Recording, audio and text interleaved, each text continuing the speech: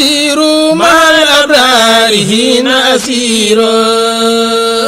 Bonjour chers internautes de IGFM.sn, nous avons le plaisir de recevoir aujourd'hui comme invité à votre émission 13 minutes pour convaincre Serigne Abdou Mbacké Ndao, maire de la commune de Mbacké. Bonjour monsieur Ndao. Bonjour monsieur Fall. Alors, donc monsieur le maire, on est là en direct de Mbacké, plus précisément chez vous, pour tourner cette émission 13 minutes pour convaincre.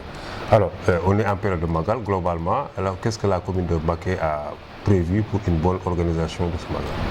Merci beaucoup. Comme vous le savez, Mbacké fait naturellement partie du Grand Magal, par Cheikh Ahmadou Bamba Khadim Rassoul, qui est le fondateur du mouridisme, a beaucoup de liens ici à Mbacké.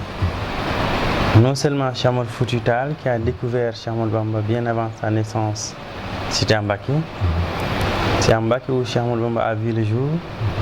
C'est à Mbacké où Cheikh Ahmadou Bamba a écrit son premier livre, qui est Massalikul Jinan. C'est à Mbacké où il a célébré pour la première fois la nuit du prophète. C'est à Mbacké où il est enterré son fils aîné Mohamedou Kabir. C'est à Mbacké où dort Mohamedou Yadal, c'est son fils.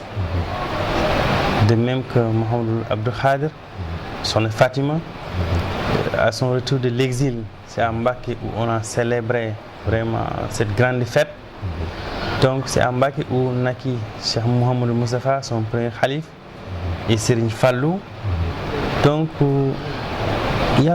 c'est à Mbacké où on a enterré Mamor Diar, son grand frère, son oncle. Donc Mbacké regorge beaucoup de potentialités et de marqueurs mourides.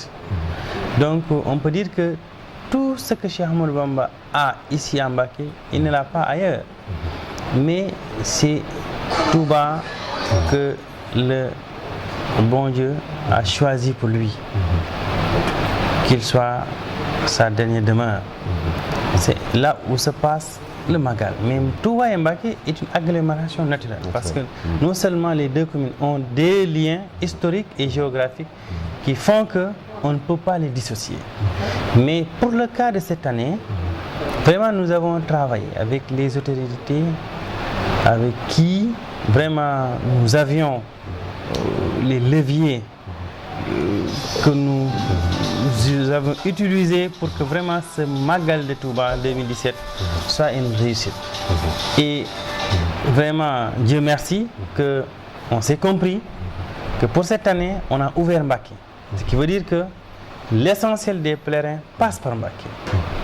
Depuis plus de 10 ans, Mbacké était complètement fermé. On déviait tous les véhicules pour prendre la corniche pour aboutir à Touba. Mais pour cette année-ci, vraiment, Mbacké est en train de vivre le grand Magal de Touba qu'il vivait dans les années passées. Et là, la mairie a pris des dispositions pour accompagner tous les services de l'État en collaboration avec les préfets pour le bon déroulement de ce grand Magal de Touba. Dieu merci, vraiment, nous vivons le Magal de Touba que nous vivions il y a de cela une quinzaine d'années. Alors, on note quand même dans la ville une grande effervescence quand même, dans les commerces, dans toutes les activités de façon générale. Alors, rapidement, quel est l'impact économique vraiment du Magal? L'impact économique du Magal à Mbacké, comme à Touba, c'est le fait que les pèlerins descendent, se payer quoi manger, se payer aussi ce dont ils ont besoin. Donc ceci va impacter directement sur le commerce, sur l'économie de cette commune. Donc c'est ce que Mbacké est en train de vivre. Les populations, les pèlerins viennent en grande masse, dépensent leur argent au niveau des commerçants et ça retourne vers les populations. Ce qui veut dire que cette ouverture va impacter positivement sur l'économie locale et ça va permettre aussi à d'autres commerçants vraiment de venir à Mbacké. Parce que si vous le voyez, beaucoup de commerçants qui étaient à Touba avec les déguerpissements sont venus à Mbacké s'installer vraiment pour le programme du Magal. Ça, bon, les recettes municipales. Oui, ça va booster drastiquement les recettes municipales, c'est ce que nous cherchons. C'est la raison pour laquelle nous avons travaillé avec le père et les équipes de la municipalité pour que vraiment saisir l'occasion pour vraiment tirer le maximum de profit possible. Alors, on a noté depuis 2 jours quand même une certaine pénurie d'eau au niveau de Mbacké. Alors, vous, à votre niveau, quelles sont les dispositions que vous avez prises pour soulager quand même les pèlerins et les populations de façon générale? Pour cette pénurie d'eau, donc, c'est pas aussi méchant à Mbacké, parce que déjà, en collaboration avec le préfet et la SDE, nous avons déployé une quinzaine de citernes que nous avons positionnées sur des zones sensibles pour pouvoir doter de ces pèlerins, de ces populations, de l'eau afin de vaquer à leurs besoins. Donc pour ce cas de pénurie, on ne le sent pas très bien ici à Mbacké. Parce qu'il y a un redéploiement des citernes qui font la navette pour régler définitivement ce problème. Alors, okay. Maintenant, parlons de la gestion municipale en tant que telle. Depuis que vous êtes là, quelles sont les réalisations que vous avez faites d'abord au plan sanitaire? Merci beaucoup d'être aussi précis que sur le plan sanitaire, nous avions trouvé 5 postes de santé et un centre de santé. Nous avons réhabilité les 2 postes de santé et équipé tous les 5 postes de santé. Là, nous avons construit 3 postes de santé et nous sommes en train d'achever le 4e poste de santé en 3 ans. Nous avions trouvé une dotation de 380 000 francs CFA par poste de santé, mais nous avons rehaussé l'enveloppe jusqu'à 1 million. Donc chaque poste de santé touche 1 million en médicaments.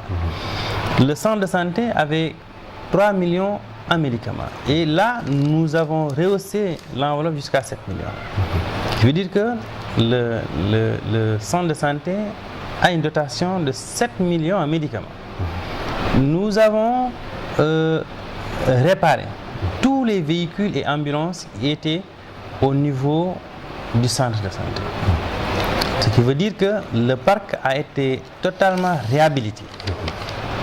Par la même occasion, nous avons réhabilité le véhicule des services d'hygiène à hauteur de 2 millions.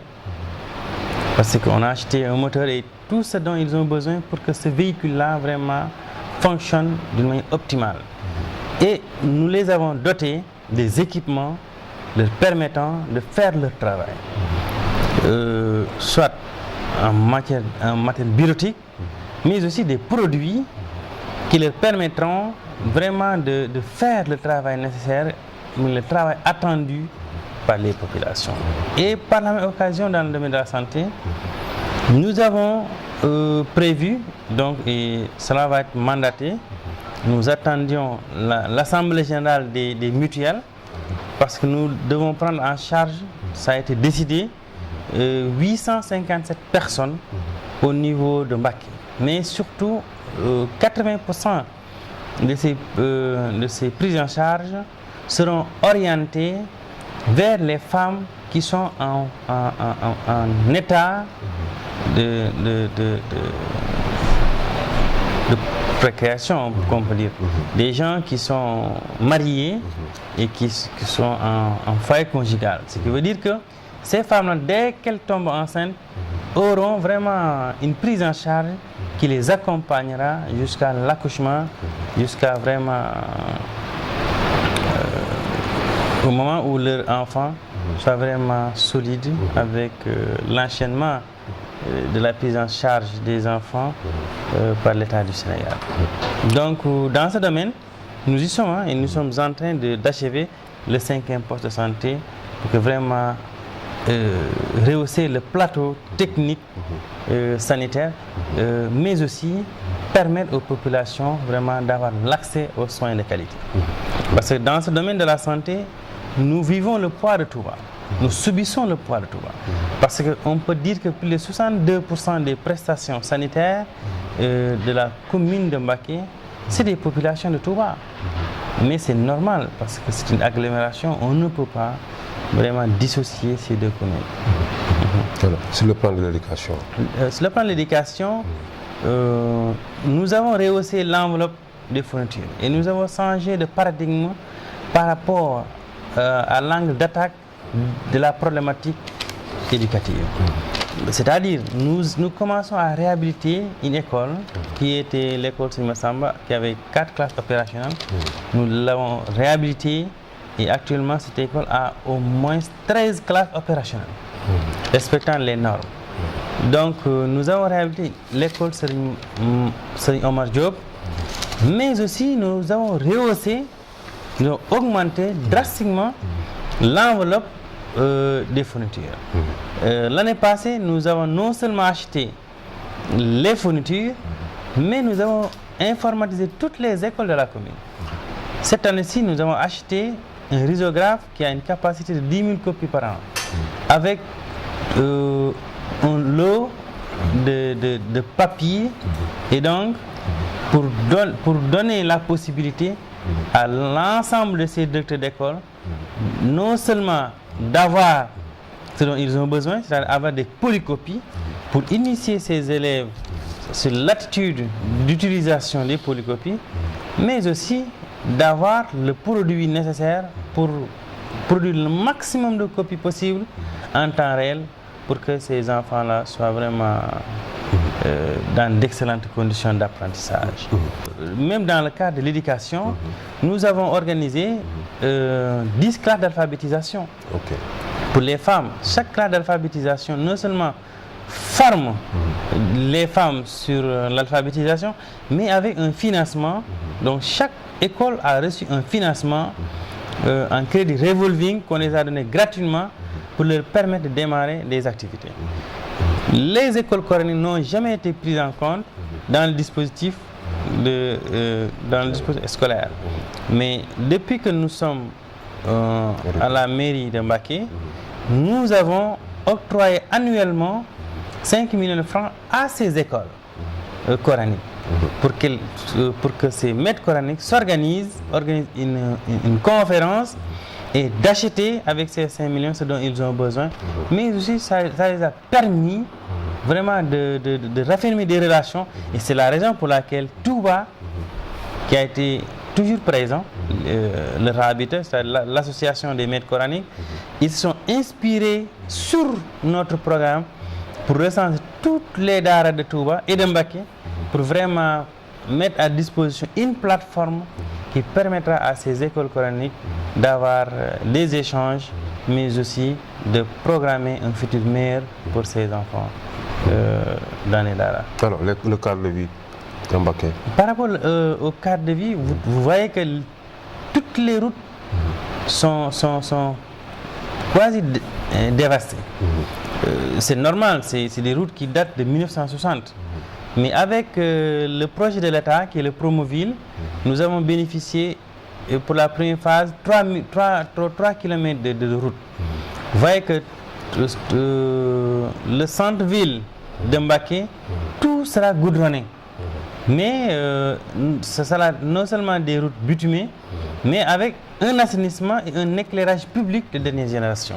Ça nous permettra vraiment de tourner la page définitivement avec les inondations pour le centre-ville. Donc, dans le même sillage du cadre de vie, nous avons prévu un cadre dédié pour le recasement des artisans. Donc ça a été fait, donc c'est identifié.